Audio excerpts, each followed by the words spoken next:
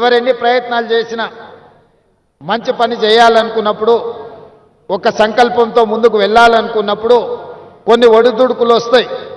ఆ ఒడిదుడుకులను సమయస్ఫూర్తితోనో సమయము సందర్భాన్ని బట్టి వాటిని పరిష్కరించుకుంటూ ముందుకు వెళ్ళాలి.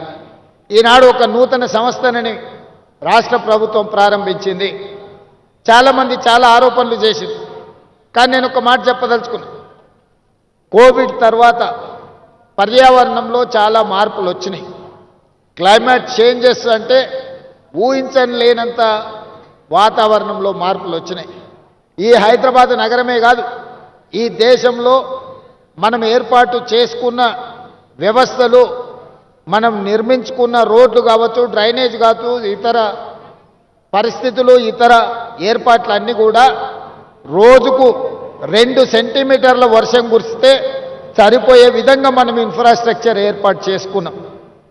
గతంలో వర్షాలను బట్టి ఆనాడు నిర్మాణం చేయాల్సిన ప్రభుత్వ సంస్థలు ఒక రోజుకి 24 గంటల్లో 2 సెంటీమీటర్ల వర్షం పడితే ఎదుర్కోవడానికి అవసరమైన మనము ఇన్ఫ్రాస్ట్రక్చర్ ఏర్పాటు చేసుకున్నాం.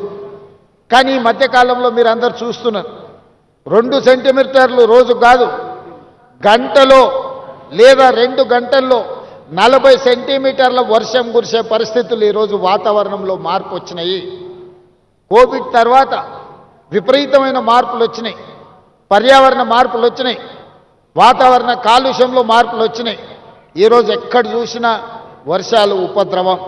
ఇవాళ ఒక తెలంగాణలోనే కాదు, ఉత్తర భారతదేశం నుంచి మొదలు పెట్టుకుంటే పక్క రాష్ట్రాలలో కూడా ఈ సమస్య తీవ్రంగా ఉన్నది. వీటిని ముందుగానే ఊహించినాం, ముందుగానే ఆలోచన చేసినాం, శాస్త్రవేత్తలతో మాట్లాడినాం.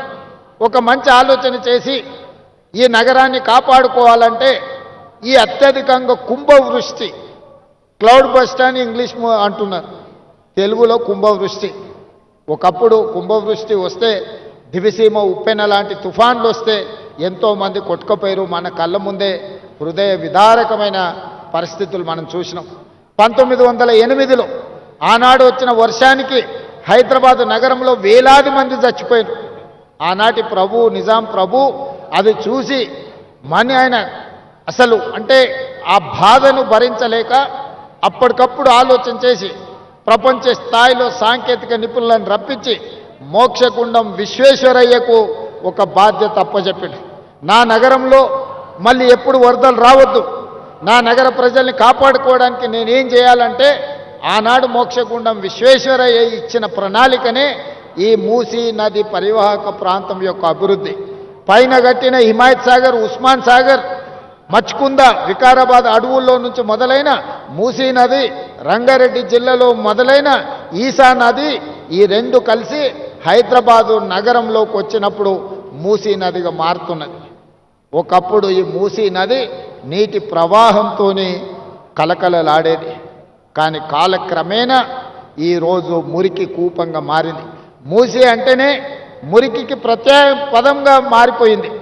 ఎక్కడైనా మీరు చరిత్రను చూడండి, ఏ ప్రాంతంలో నీరు ప్రవహిస్తుందో ఆ ప్రాంతంలో నాగరికత పరిడవిల్లుతుంది. ఏ ప్రాంతంలో నదులు ఉంటాయో ఆ ప్రాంతంలో అభివృద్ధి ఉంటుంది. ఆ నదులను ఇవాళ మనము చెరబట్టే ప్రయత్నం చేస్తున్నాం కొంతమంది కబ్జాదారులు.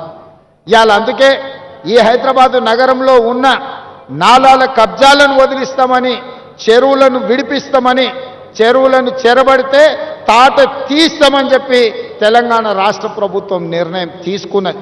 ఇవాళ చెరువులను విడిపించడం, నాలా కబ్జాలను తొలగించడం, మూసీ నదిని పునరుద్ధరించడమే తెలంగాణ రాష్ట్ర ప్రభుత్వం లక్ష్యంగా పనిచేస్తుంది.